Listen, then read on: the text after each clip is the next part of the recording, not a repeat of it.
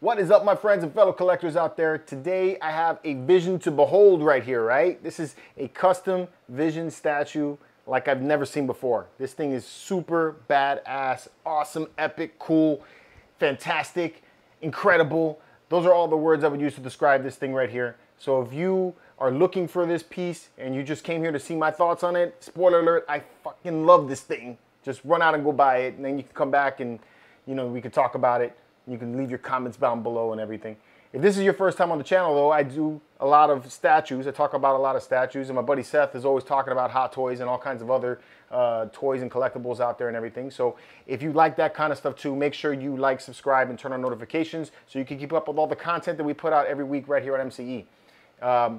But back to this, okay?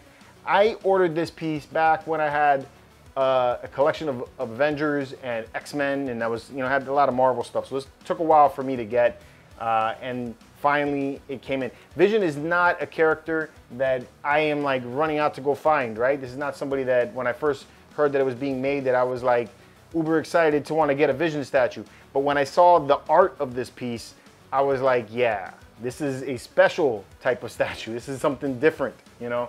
So this is why this is here in the house right now. It is a massive, huge statue and a little bit nerving to put together, especially when you go to put the cape. Most of the assembly was actually really easy on this piece. Pieces fit together pretty easily. You know, this section of the base right here, when I was taking and putting it in, there's a key that sticks out. It's a little bit hard to find your spot when you're taking and putting that in. Mostly where the freaky part comes in is when you're trying to put the cape and the torso in. And what we found is the easiest way to do it is to attach the cape to a torso, because they come with two, and I'm gonna show you all the accessories that it comes with. It comes with a lot.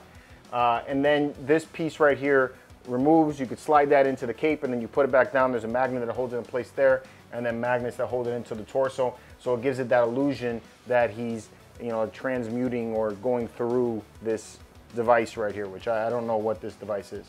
But really cool statue. It was meant to be part of the sideshow look of Avengers statues. So they had this Sentry bases that were going on back then. Daniel Bell did one of the statues, the Captain America. There was a Black Widow, you know, and then sideshow stopped, you know, and they just never continued with that. And now we're getting Captain America and Black Widow all over again, and you know, they didn't make any of the other Avengers to go with that baseline. So these guys took it upon themselves to take and continue that, and that's one of the things that I dig about this. They have this one. There's another guy that made the Hawkeye statue, and then that lines up with it, and they all look good together like that. And I think they're doing a Thor also that's gonna work with that too. So if you had that line, this works with that line altogether. Something different with this statue that I've never seen done with any other statue is that you get a lot of accessories with this piece, and you get some swap out, you know, pretty much full bodies with this character. So you're gonna get a swap out torso like this, right? And then this one comes with a different head where he looks like he's screaming, okay? Which is cool. And then you also get an optional cape with this one. So you pretty much get a full upper body swap out when you get this piece. So you get basically two statues in one. While this is very cool, you can't use the head on one or the cape on the other torso, okay? I have this displayed this way, even though I kind of like the yelling face a little bit better, mostly because you have the option to display this particular look with more options. You know, you have the option to have him holding Mjolnir in one hand, you know, and you have him holding the Sentry head in the other, or you can have it with a closed fist. You can take Mjolnir off and then put the closed fist and just have an open hand with that. So that's the options that you have for the look on this one, you know. And then you have the yelling version where he's kind of like hands out and everything, which I'll show you an image. So that's done pretty well. They both have light up features. There is a battery pack on the inside of the head. They take LR41 batteries.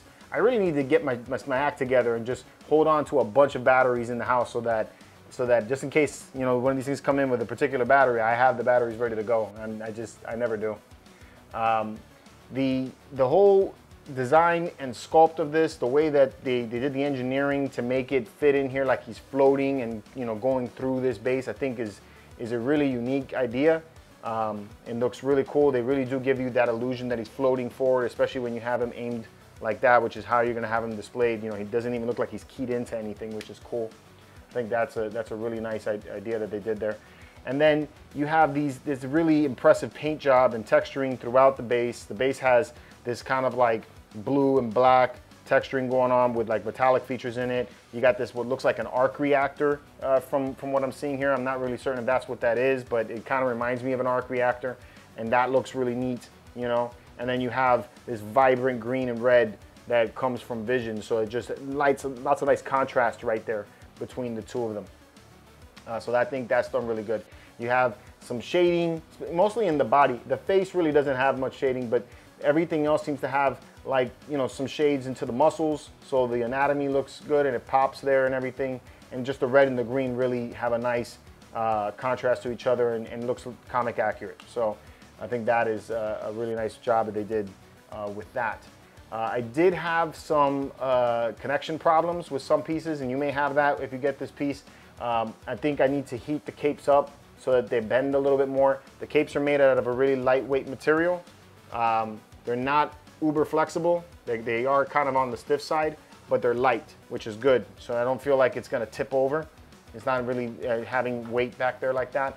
But because of the lightweight material, I think in travel, sometimes it doesn't flex as much as it should, you know. So what's happened with mine is that the cape on both of the torsos, when you take and put it into the base, they don't sit all the way down into the key.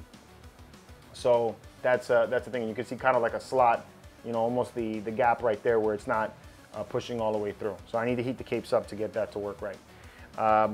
As far as the batteries go, like I said, I don't have the batteries on them. What lights up on it is the Mind Stone, I think is what this is. I believe it's the Mind Stone that's in his head. Don't quote me on that. I can't remember what stone he has on it. But that lights up. It lights up in both heads. If you really want to see that, you can go check out my buddy Craig at Half-Ass Reviews. He actually had the batteries in, and he's able to show the light up feature. So I'll leave a link in the description below for you guys to get to that. The other issue that I had was that on the neck area right here, there was a chip in the sculpt on shipping. So it's very, very small, and I think I could get that fixed by just dabbing it with a similar color paint, and then it'll hide with the neck. So that's how that fits in. But other than that, no other issues with assembly or the way things connect together. So that's really good. Another design thing that I think would have been a little bit better is if they had taken this Sentry head of the Ultron heads and turned it around the other way.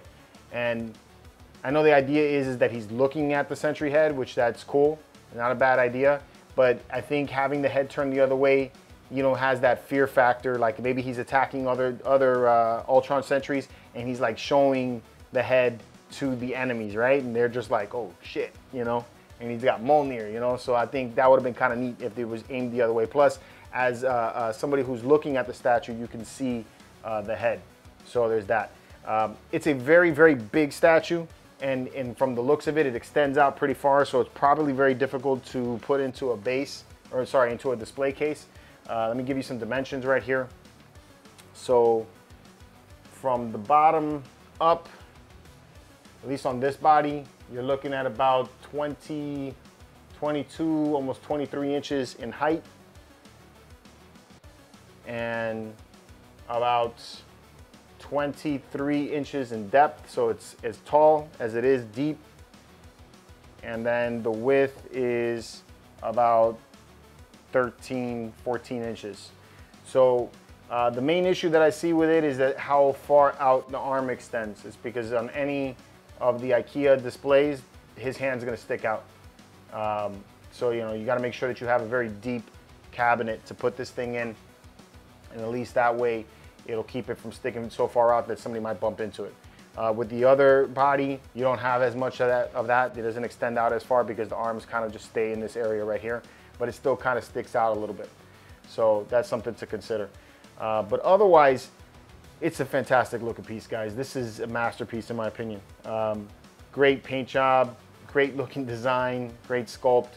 You know, this is what you want to have in your collection. Something that, you know, really pops and is awesome like this. I would say this is easily going to be a grail piece at some time, especially with a low edition size and just this character doesn't get made that much, you know. So if you want to complete the Avengers line, this is the way that you're going to have to do it, I think. So that's just my thought on it. I could be wrong, but my thought about it, yeah, I would say this is in the grail category of statues. Very nice work from the guys over in Mega. So badass, guys. Anyway, that's my thoughts on this. Let me know what you guys think about this in the comments below. And until next time, keep it marvelous.